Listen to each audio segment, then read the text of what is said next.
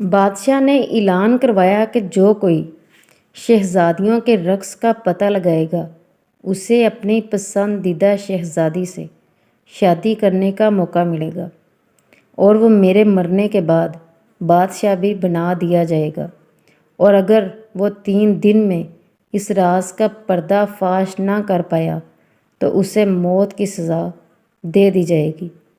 قدیم زمانے میں ایک بادشاہ تھا جس کی 12 بیٹیاں تھیں، یعنی 12 شہزادیاں۔ ان کی خوبصورتی کا کیا کہنا تھا، سب کی سب ایک سے بڑھ کر ایک تھی۔ بادشاہ نے ان کی شادی کرنے کا فیصلہ کیا تو اس کو ایک حیران کن راز کا پتہ چلا کہ شہزادیاں رات بھر رقص کرنے کے لیے جاتی ہیں، مگر کسی کو بھی نہیں پتہ چلتا کہ وہ کہاں جاتی ہیں۔ بادشاہ بہت پریشان تھا، اس نے قلعے کے سب دروازے بند کروا دیے تاکہ شہزادیاں باہر نہ جا سکیں، لیکن اس کی تمام کوششیں ناکام ہو گئیں۔ وہ پریشان تھا کہ آخر ماجرا کیا ہے۔ بادشاہ نے اعلان کروایا کہ جو کوئی شہزادیوں کے رقص کا پتہ لگائے گا اسے اپنی پسندیدہ شہزادی سے شادی کرنے کا موقع ملے گا، اور وہ میرے مرنے کے بعد بادشاہ بھی بنا دیا جائے گا، اور اگر وہ 3 دن میں اس راز کا پردہ فاش نہ کر پایا تو اسے موت کی سزا دے دی جائے گی۔ یہ خبر ریاست میں ہر طرف پھیل گئی۔ ایک شہزادہ آیا جو رقص کے راز کا پتہ لگانا چاہتا تھا۔ اس نے کہا کہ میں آپ کی پڑوسی ریاست کا شہزادہ ہوں اور شہزادیوں کے رقص کا پتہ لگانے آیا ہوں۔ بادشاہ نے اس کا استقبال کیا۔ رات کا کھانا کھانے کے بعد اس نے شہزادیوں کے کمرے کے ساتھ والا کمرہ سونے کے لیے دے دیا گیا۔ شہزادیوں کے کمرے کا دروازہ کھلا رکھا گیا اور شہزادی کا پلنگ ایسے رکھا گیا کہ وہ ساری رات ان پر نظر رکھ سکے۔ رات کو شہزادیاں اس کے لیے شربت لے کر آئیں، جس کو پیتے ہی اسے نیند آ گئی۔ جب اس کی آنکھ کھلی تو شہزادیاں رقص کر کے واپس آ چکی تھیں۔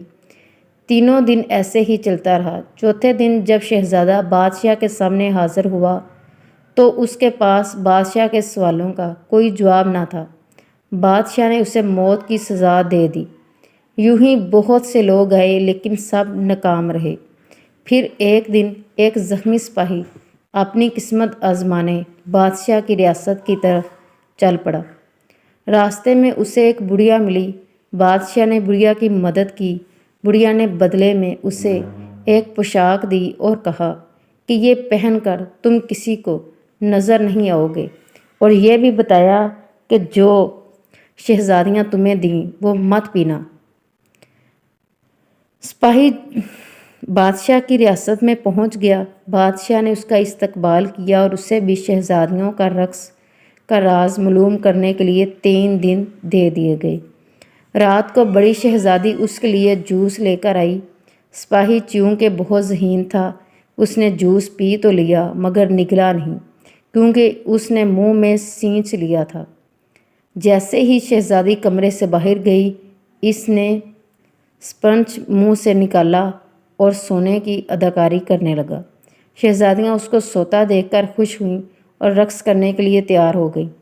سب سے بڑی شہزادی نے اپنا پاؤں زور سے پلنگ پر مارا تو وہ زمین دوز ہو گیا، اور پھر ساری شہزادیاں اس خفیہ راستے سے نیچے اترنے لگیں۔ سپاہی یہ سب دیکھ رہا تھا۔ اس نے بڑھیا کی دی ہوئی پوشاک پہن لی اور ان کا پیچھا کرنے لگا۔